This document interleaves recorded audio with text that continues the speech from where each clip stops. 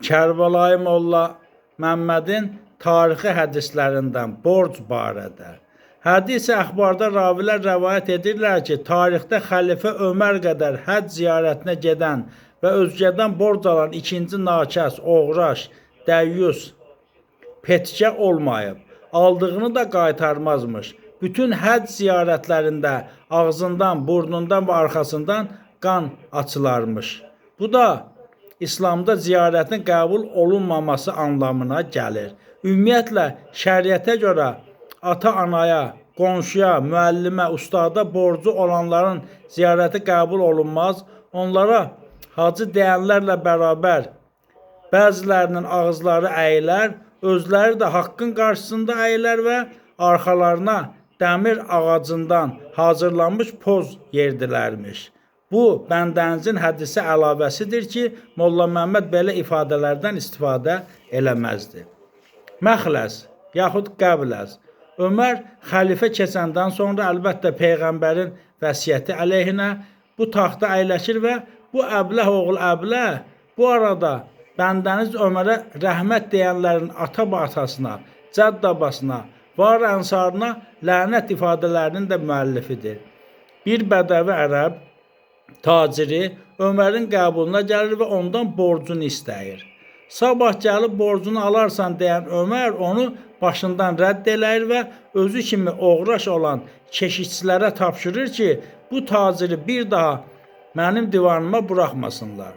Özü kimi oğraş keşikçilər nəinki bu bədəvini Ömərin divanına səhərsi buraxmırlar. Onu təhqir edir, döyür, söyür və soyub talayıb buraxırlar. Bədəvi tacir başından döyə-döyə, başına döyə-döyə geri qaydanda imana görə Ginnesin rekordlar kitabına sayının azlığına görə düşə bilən bir ərəb ondan başına gələnləri soruşur və əhvalatı biləndən sonra İmam Əliyə müraciət eləməyi, şikayətlənməyi məsləhət görür. Bədəvi tacirin onsuz da başqa seçimi yox idi. Əlinin evini soruşur, ən kasıb daxmada yaşadığını deyirlər və evinə gəlib imamı soruşur. İmamın zövcəsi Əlinin qonşunun evinin təmirində olduğunu bildirir və evi də nişan verir. Bədəvi tacir evə yaxınlaşanda uca boylu, enli kürək, yaraşıqlı bir bəndənin evin tirində zoğal düzdüyünü görür və əlamətlərindən bunun İmam Əli olduğunu duyur.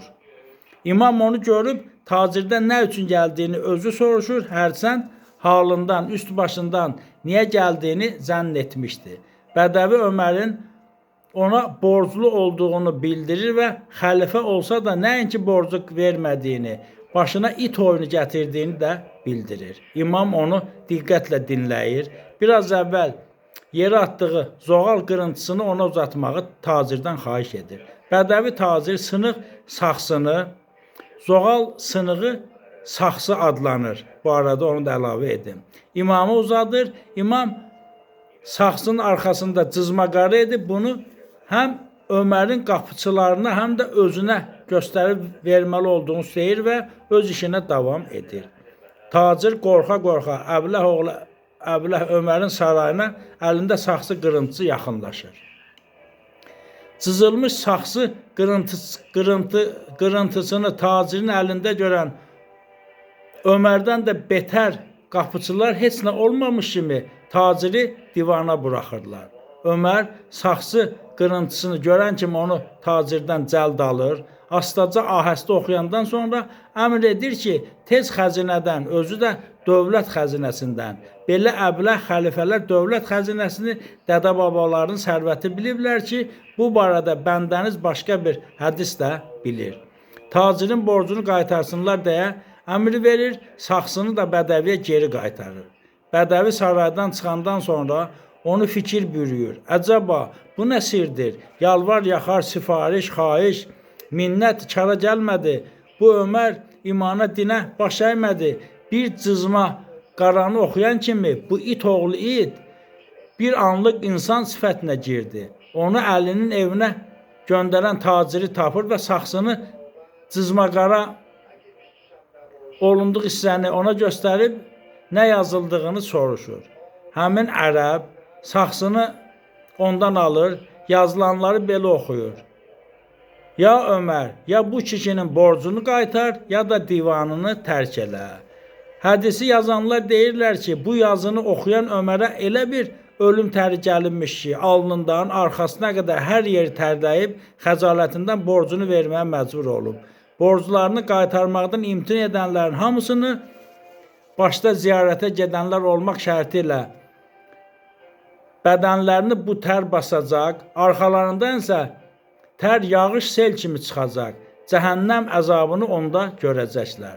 Molla Məmməd hərçənd onun danışdığı hədisə bəndənin sonlu epiloqda daxil əlavələr çox elədi. Hədisi danışıb bitirəndən sonra bildirərdi ki, imkanınız daxilində borcu qaytarmağa tələsin. İmkan olmayanda halallıq istəyin ki, o dünyada Allahın qarşısında it sifətində dayanmayasınız. Özgənin borcunu olub qaytarmayanlar Allahın qarşısında it sifətindədirlər.